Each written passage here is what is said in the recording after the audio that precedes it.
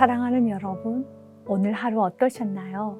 잘 지내시고 계시나요? 조금은 피곤하고 어수선하게만 느껴진다면 고요히 주님을 묵상하는 시간을 가지셨으면 합니다. 핸드폰, TV, 인터넷 검색을 잠시 멈추시고 위대하시고 크신 하나님과 작고도 작은 나를 묵상하면서 하나님 품에 안겨있는 나, 하나님의 손을 꼭 잡고 있는 나를 생각해 보시면 어떨까 싶습니다. 여러분, 우리는 매우 연약합니다. 쉽게 깨질 수 있는 질그릇과 같은 존재이지요. 그렇게 연약하고 연약한 나, 그러나 하나님의 손을 붙잡고 있는 나는 참 강하고 근사하답니다. 같이 생각해 보고 싶은 단어는 연약함입니다. 세상은 약함, 연약함을 좋아하지 않습니다. 그러나 하나님은 연약한 자를 참 사랑하시고 쓰시기를 아주 좋아하신답니다.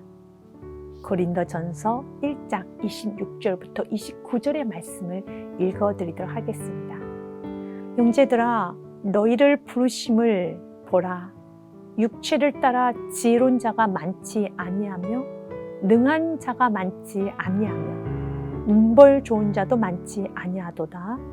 그러나 하나님께서 세상에 미련한 것들을 택하사 지혜 있는 자들을 부끄럽게 하려 하시고 세상에 약한 것들을 택하사 강한 것들을 부끄럽게 하려 하시며 하나님께서 세상에 천한 것들과 멸시받는 것들과 없는 것들을 택하사 있는 것들을 폐하려 하시나니 이는 아무 육체도 하나님 앞에서 자랑하지 못하게 하려 하심이라. 아멘. 자신의 약함을 알고 주님을 의지하며 주님이 주시는 힘으로 세상을 살아가는 자, 하나님은 그런 자를 높여주시고 귀하게 여기신답니다.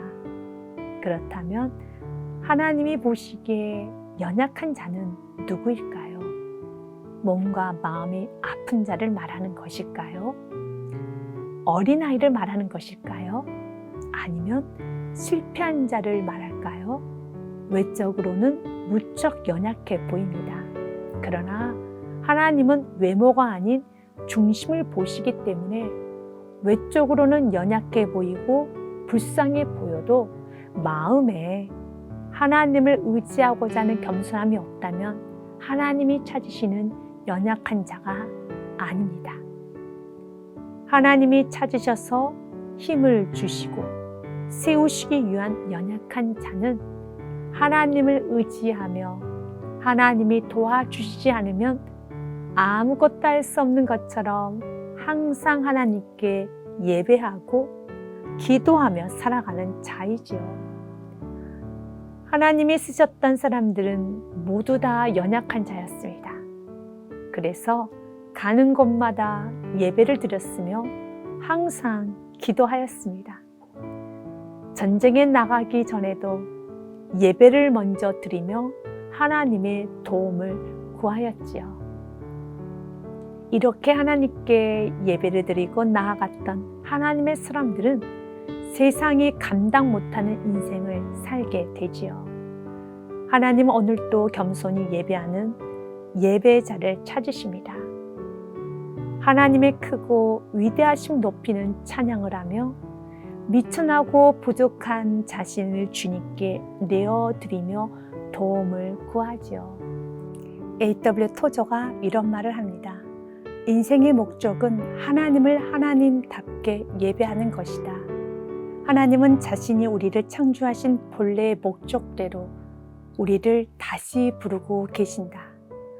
본래의 목적이란 하나님을 예배하며 하나님을 영원히 즐거워하는 것이다. 나는 분명히 말한다. 예배를 지겨워하는 사람은 아직도 천국에 갈 준비가 되어 있지 않는 사람이다. 그렇습니다. 하나님의 사람이 어떻게 예배가 지겨울 수 있겠습니까? 나의 사랑, 나의 하나님과 교통하는 그 시간은 너무나 귀하고 귀하지요. 그런데 현실은 예배가 지겹다라는 표현은 감히 못하지만 예배가 무겁게 느껴지고 삶 속에서 거추장스럽게 느껴질 때가 있다는 것입니다. 초대왕 사울은 예배를 멸시하였습니다. 성경은 그의 행동을 망령된 행동이라고 합니다. 사울이 블레셋과의 전쟁에 나가기 전에 예배를 드리는데 사무엘 선지자가 오지 않는 것이에요. 마음이 급해지자 사무엘 선지자가 오지 않았음에도 사울왕 자신이 번제를 드립니다. 사무엘을 기다리지 못하고 급한 마음에 사울이 번제를 드리고 전쟁에 나가려고 하던 찰나에 사무엘이 도착을 하였으며 이 모든 상황을 보고 이렇게 말을 합니다. 사무엘이 사울에게 이르되 왕이 망령되 행하였도다. 왕이 왕의 하나님 여호와께서 왕에게 내리신 명령을 지키지 아니하였도다. 예배를 자신의 마음대로 드리는 행동은 망령된 행동입니다. 그렇다면 왜 사울왕은 기다리지 못하고 예배를 자신의 마음대로 드렸을까요? 겸손함이 없어서 자만하여서 그렇습니다. 자신의 힘으로 나가서 싸우면 이길 수 있다는 생각이 있기에 예배는 형식적인 순서일 뿐이었습니다. 행사가 빠르게 진행이 되어야 할 때 여러분은 어떻게 하시나요? 중요하지 않다 여기는 부분은 생략이라는 걸 하죠. 그리고 축소하여서 처리도 하지요. 사울에게 있어서 예배는 그러했습니다. 전쟁이라는 큰 행사를 잘 치르기 위하여 예배는 하나의 생략 또는 축소해도 되는 예배일 뿐이었습니다. 그러나 하나님의 사람 다윗은 달랐습니다. 다윗에게 있어서 예배는 전부였습니다. 그렇기 때문에 다윗은 시편 63편에 이렇게 고백을 하네요. 3절 말씀입니다. 주의 인자하심이 생명보다 나음으로 내 입술이 주님을 찬양할 것이다. 생명보다 지켜야 할 것은 주님의 인자하심입니다. 4절 말씀입니다.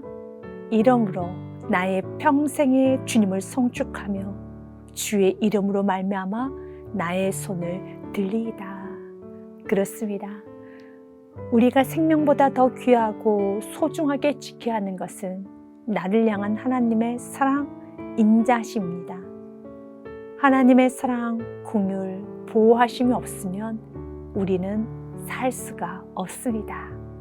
세상을 이겨나갈 수도 없습니다.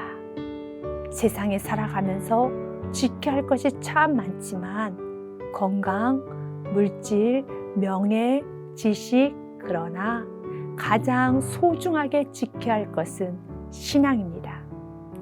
예배입니다. 하나님과의 관계 회복입니다. 이 보석과 같이 중요한 것들을 소중하게 지켜감으로 우리의 삶 속에 하나님의 영광이 드러나는 은혜가 있으시기를 주님의 이름으로 축복드립니다. 기도하겠습니다. 사랑의 주님, 입술로는 약하다고 고백을 하지만 주님을 의지하지 않고 나의 힘으로 살아가는 모습을 마주합니다. 주님, 무지한 나를 용서하여 주옵소서. 실제적으로 아무것도 할 수 없음에도 뭐가 그리 바쁘다고 예배를 뒤로하고 이리저리 뛰어다니는지 참으로 한심스러울 때가 많습니다. 다시 예배자의 자리로 가겠습니다. 기도하겠습니다. 주님만을 의지하는 마땅한 삶을 살겠습니다. 주님, 연약한 나를 꼭 붙잡아 주사 주님의 도심으로 세상을 이겨가게 하옵소서. 주님, 지혜가 부족합니다. 능력도 많이 부족합니다.